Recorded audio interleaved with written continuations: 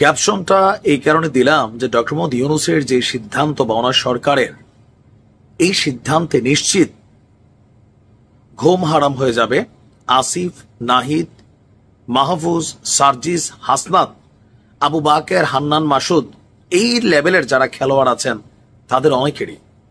আর এই ঘুম হারাম করার পেছনে দুইটা সিদ্ধান্ত খুবই প্রবলভাবে তাদেরকে ইফেক্ট করতে যাচ্ছে। একটা হচ্ছে আওয়ামী লীগকে নিষিদ্ধের কোনো পরিকল্পনা সরকারের নেই, তবে অপরাধী যারা তাদের বিচার হবে। এটা তাদের জন্য একটা বড় ধাক্কা।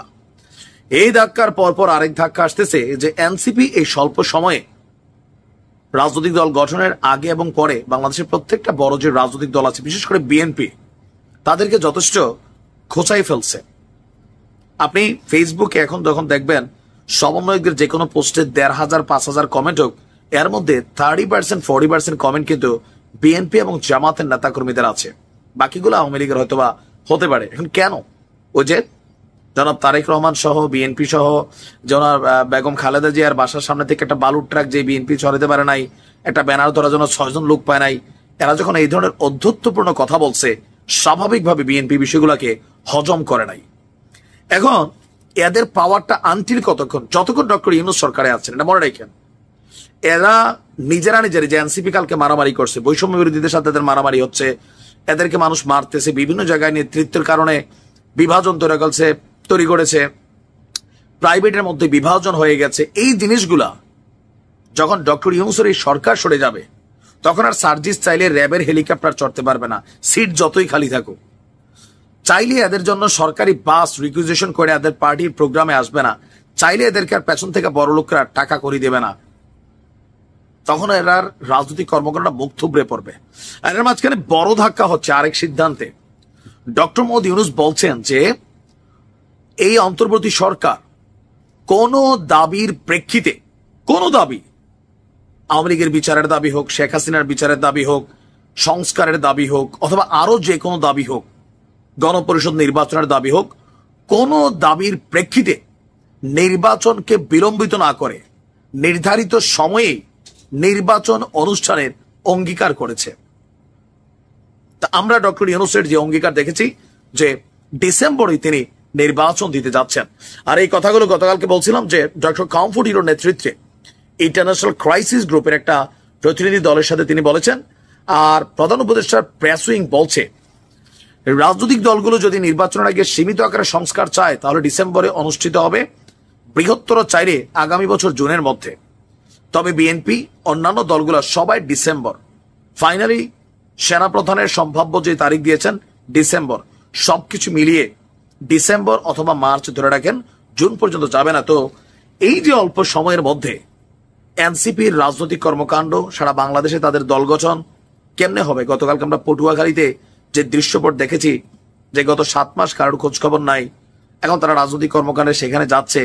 লোকালি বাধা এবং এক প্রকার ধোলাইয়ের হাত থেকেই নাহিদ তার গাড়িটা যেভাবে নিয়ে বের হয়েছে, সামনে ছাত্ররা তার গাড়ির উপর ঝাঁপাই পড়তেছিল, গাড়ি আস্তে আস্তে মানে ডইলে নিয়ে যাবে পিছনে, অনেকটা এরকম তো ছিল, এরা না আসলে সাঁ করে গাড়িটা বাড়িয়ে গেছে। তো এরকম দৃশ্যপট অনেক কিছু কিন্তু একটা মেসেজ ক্রিয়েট করে ফেলে।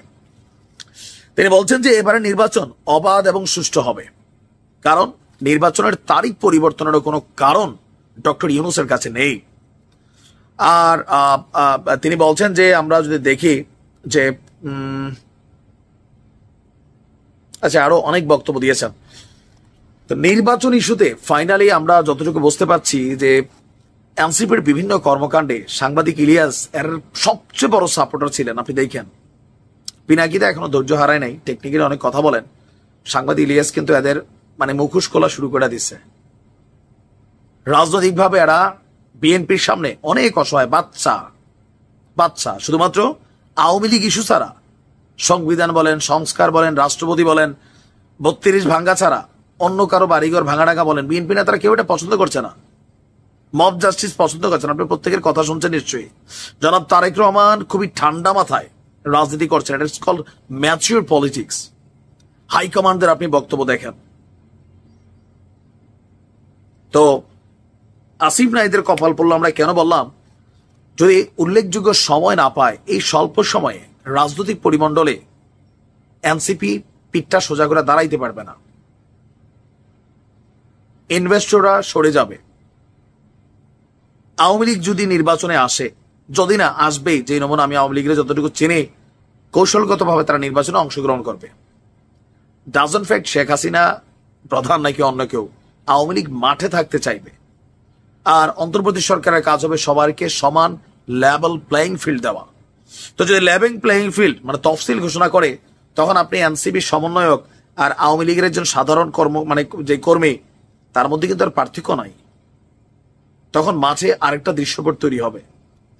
যাই হচ্ছে, এই সমন্বয়কদের জন্য, এনসিপির জন্য জগৎ কিন্তু ছোট হয়ে আসছে। এর উপরে দুর্নীতির অনেক গল্প আমরা শুনছি, দেখছি, এগুলো আরো এদেরকে বিপদে ফেলবে।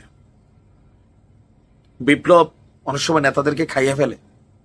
আমার কাছে মনে হচ্ছে সবচেয়ে বড় বোকামি ছিল উপদেষ্টা পরিষদ এরা যাওয়া, দ্বিতীয় হচ্ছে রাজনৈতিক দলটা গঠন করা।